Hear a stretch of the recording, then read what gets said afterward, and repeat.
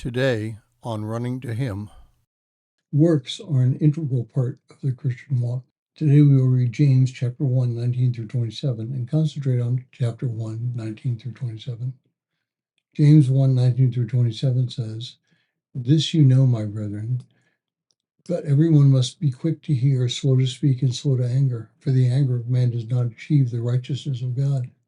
Therefore, putting aside all filthiness and all things that remain in wickedness and humility, receive the word implanted, which is able to save your souls.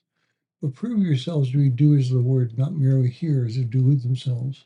For if anyone is a hearer of the word and not a doer, he is like a man who looks at his natural face in a mirror.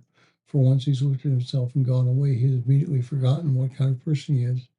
But one who looks intently at the perfect law, at the law of liberty, and abides by it, not having become forgetful hearer, but an effectual doer, this man will be blessed in what he does. And if anyone thinks himself to be religious and yet does not bridle his tongue but deceives his own heart, this man's religion is worthless. Pure and undefiled religion in the sight of our God and Father is this, to visit orphans and widows in their distress, and to keep oneself unstained by the world." Today's reading is very practical, and probably where Martin Luther began to struggle with this letter. James, of all the epistles in the New Testament, is the get off your duff and start working epistle. It focuses on the practical Christian walk and seems to place doing above faith. Yet faith is a critical linchpin in the epistle. In James 2, 17 and 18, we read, "Even so faith, if it has no works, is dead, being by itself.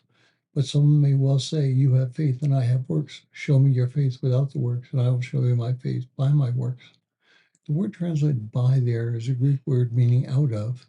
The phrase could then be translated, "Show me your faith without your works, and I will show you my faith out of my works." James teaches that a Christian never sits back and eats bonbons and drinking Mint Juleps. Christianity is a faith of works. Some might find that statement troubling. I'm not suggesting that works bring a person into a relationship with God. I am suggesting that works are an integral part of my walk with God, and without them, I should question my or anyone else's walk with God. Cyril of Alexander writes, "Although Orthodox belief is the foundation of our common confession as Christians, it is not good enough to merely mouth the words of a creed or pronounce blessings.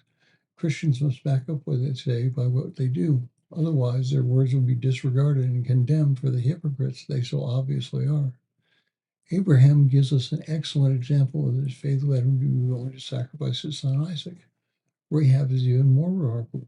As a Gentile and a harlot, she did not have either the right theology or responsible lifestyle, but God spared her because when the test came, she did the right thing. Rahab was justified by her faith because she performed works of mercy and showed hospitality to God's people.